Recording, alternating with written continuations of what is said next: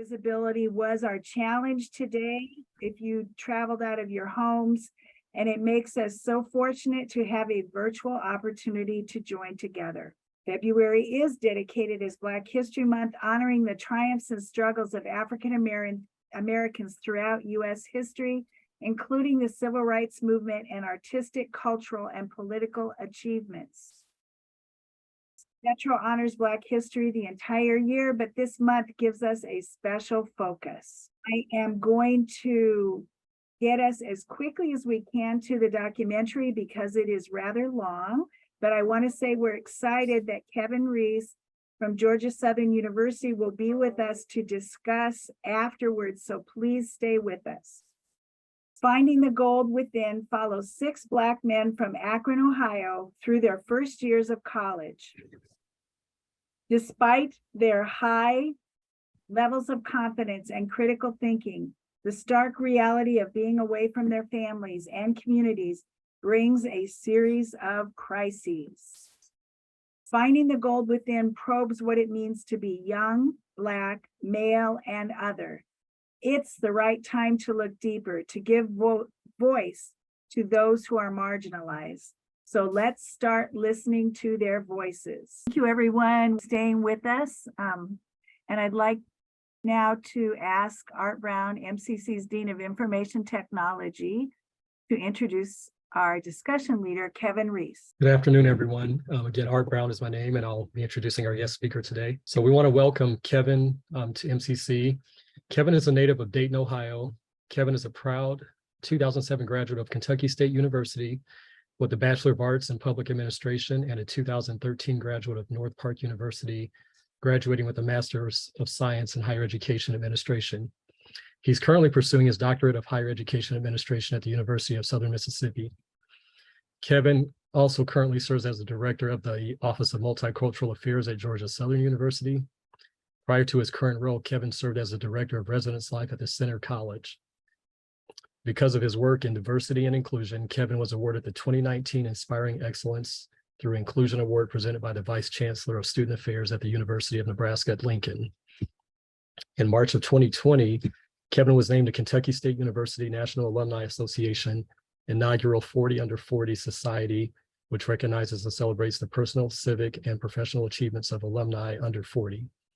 Additionally, he was awarded the 2020 KSU and AA Presidential Award for serving as VP of the Kentucky State University National Alumni Association from 2018 through 2020. Kevin is also the founder of the Vision of Excellence Scholarship Program created to financially assist Black males attending college for the first time. He's also the founder of Soul to Soul, Line Dancers, and the Wednesday Experience podcast. He has earned a reputation for being an engaging, enthusiastic, and passionate public speaker, workshop facilitator, and higher education change agent, advocating for marginalized and underrepresented students on campus. Kevin is also a financially active member of Phi Beta Sigma Fraternity Incorporated, National Association of Student Affairs Administrators in Higher Education, life member of the Kentucky State University National Alumni Association, and board member of the So Loved Incorporated, which exists to transform our communities by meeting the physical, emotional, and spiritual needs of those who serve through outreach, support, empowerment, and resources. Some of Kevin's hobbies include traveling, line dancing, acting, reading, and karaoke. He lives by the model that we are helpers to one another. Without further ado, I introduce Mr. Kevin Reese. Good afternoon, everyone. Good afternoon. Hopefully all, if you can hear me, just put your thumbs up for me. If you can hear me, I want to make sure that I get a chance to see everybody. If you get a chance, if you're able to come on the camera so I can see all of your faces as we are closing, getting to our midpoint of Black History Month. Happy Black History Month. Thank you all for joining us today for this very powerful discussion. I watched the movie, I watched the documentary. This is my second time. And the only word that I could get out was resilience, right? In spite of any obstacles or challenges or trials that were thrown at these young men, they were able to bounce back. I had a chance to do a little research on the gentlemen. Out of the 6 gentlemen who were highlighted in the documentary, 5 of them have graduated with their bachelor's degrees, 3 of them with their master's degrees, and 1 young man is working, but ready to go back to school. And so what it tells me is that no matter what comes your way, being able to bounce back from those things that may cause you a bit of pain or a bit of grief, whether it's death or whether it's a loss of a friend or whether it's a loss of an opportunity, right? You still have the opportunity to bounce back. One thing that I wanted to highlight, it says finding the goal within. If you know anything about the periodic table, the letters for gold are AU, and I thought about being authentically you, right? When you come into these spaces, towards the end of the documentary, he mentioned something. It says, the weight of people's opinions and how they see you makes you strive for excellence. And everything has to be up to par. I know as a professional in this field, in higher education, I'm approaching year 15. I've always wanted to make sure that I had the opportunity to make sure that the person coming behind me had the same opportunity. I wanted to make sure that I was up to par. So when it came time, they wouldn't say, well, we're not going to hire another Black male or another Black person or a person of color. I wanted to make sure that everything I did and I said matched my lifestyle, my integrity, and matched who I was as a person. I enjoyed the film, the documentary, and I hope that you all did too. I have a lot of thoughts. I am ready for your questions because it's something that we face every day. I want to share this with you before I ask a question. And I thought about this as the young man was talking about, the young man who said he gets up and he makes traps every day. He deals drugs. And I thought about this. Japanese psychologists say that you have 3 faces. The first face is the one that you show to the world. The second face you show to your close friends and your family. And the third face you never show anyone. That is the truest reflection of who you are.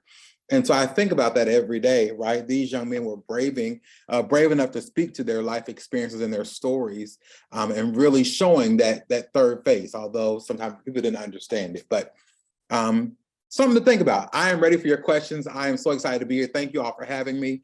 My MCC family, for those that I already know, hey, good to see y'all again. For those that I'm just meeting for the first time, it's good to meet you all. Well, now we're all family. So nice to meet you and see you all again.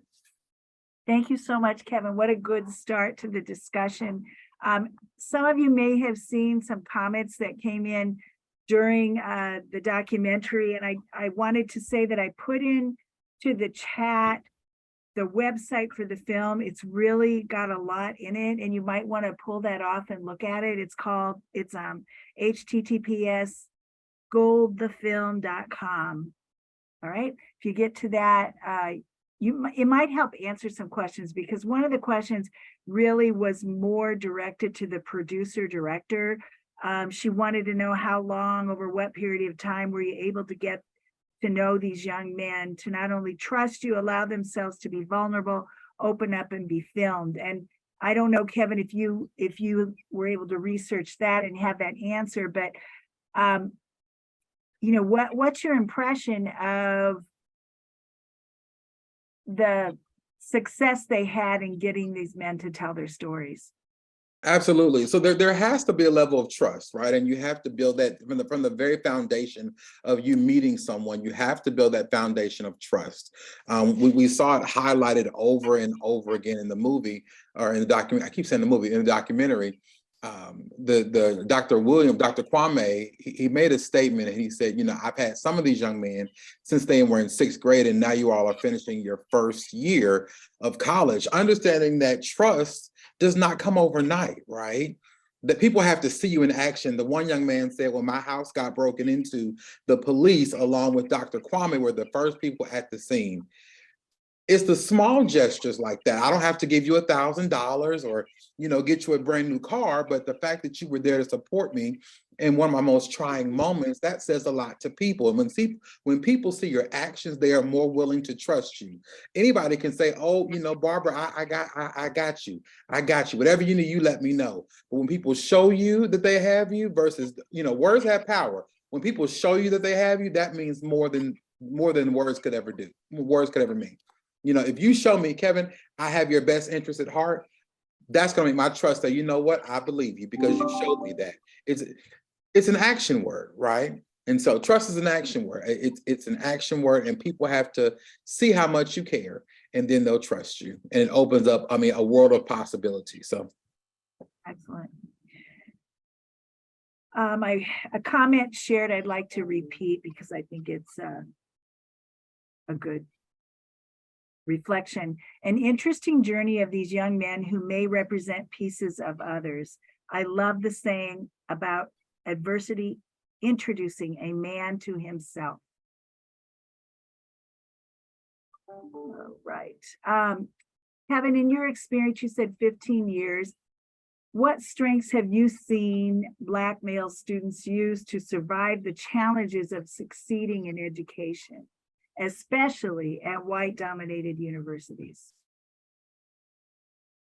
two of the things that come to me right at the thought of my comment are creativity. You know, if you watch throughout the entire documentary, they continue to use the drumming circle as a means of expression, right?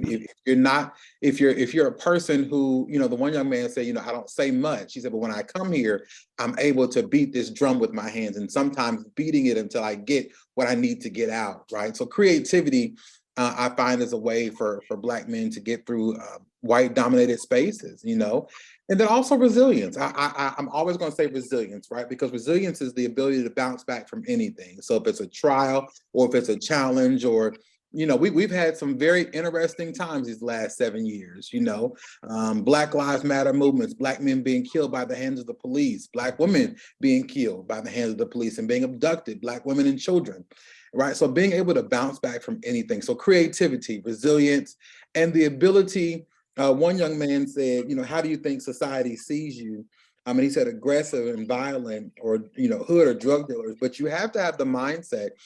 I think RuPaul said it best. RuPaul said that it is none of your business how other people see you.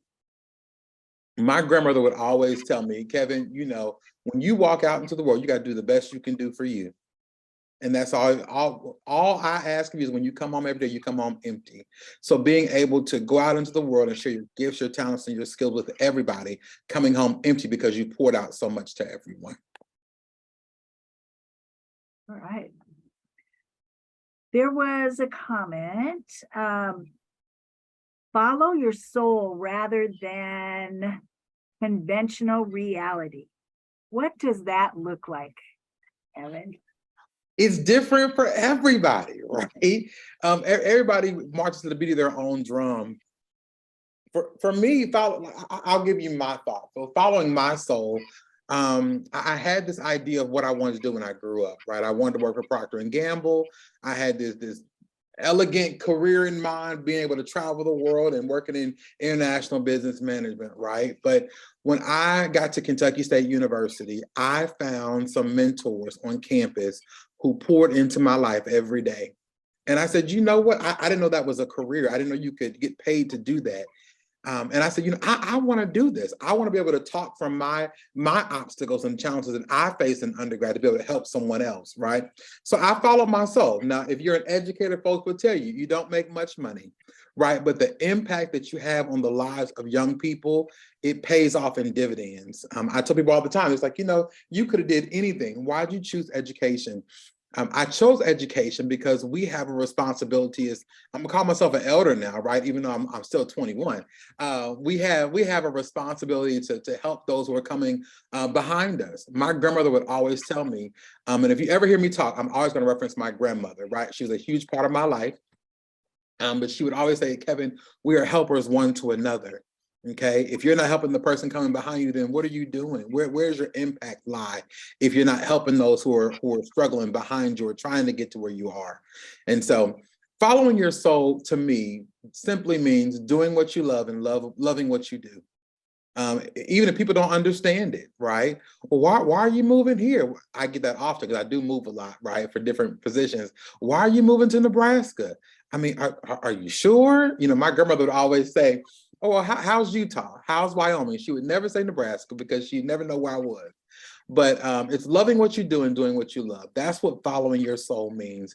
Even if people understand it, I always say that, you know, when a vision is downloaded in your life, It wasn't a conference call, okay? It was a one-on-one conversation with whatever you believe in, whoever you believe in. Everybody doesn't have to understand. It's for you to understand and you only. That's what following your soul is, and doing that at all costs. Thank you. And, I want to say, Kevin, I'm throwing questions at you that are big because this documentary is big, right? It is. But So- I like questions like this, right? I think when you have scripted questions, you get scripted answers, right? But when you have questions that are coming in, it allows you to really take a look and really dig deep into the documentary or what we're talking about. So I enjoy questions. I really do. Thank you. Really appreciate that. So again and again, in different ways, the gentlemen say what I wrote down one of the comments. I have to overcompensate for what people expect of me. The question is, over time, because this is not going to change for them when they graduate and go off into a job, right? Over time, what impact does that have? And what suggestions would you have to maintain a level of physical and mental health when you are living like that on a day-to-day basis? Now, that's a good question. The effect over time, you're going to burn out, right? Because you're always going to be striving to do the best that you can, right? And you could be doing an amazing job. I could say, hey, James, you're doing a great job. And in the back of my mind, I'm always going to say, I could be doing a whole lot more. I could do more than this, right? And the eventual result is going to be burnout, right? You're going to lose that creativity. You're going to lose the drive and the passion. You're going to lose the soul behind what you do. And so for Kevin, the way that I find balance, whether it's physically, mentally, health and wellness, or emotionally, spiritually, I find time every day to myself, right? To sit back and reflect. Again, my granny always tells me, or would tell me, that at the end of the day, when you get home, look back on your day and you always learn something new. And so when I get to bed at night, after I've said my prayers, I think about, Kevin, what did you learn today? Who did you help along the way today, right? And so for me, I take very intentional time out for myself, right? Where sometimes you just have to say no. And some people are like, well, Kevin, I really want you to be here. And sometimes that no has to be personal. I have to take care of myself. If that means logging off of social media or not going to an event, you have to take care of yourself, right? Because if you're an empty cup, you can't pour out to people, and somebody is leaning and depending on your pour. Thank you. Thanks. I'm wondering if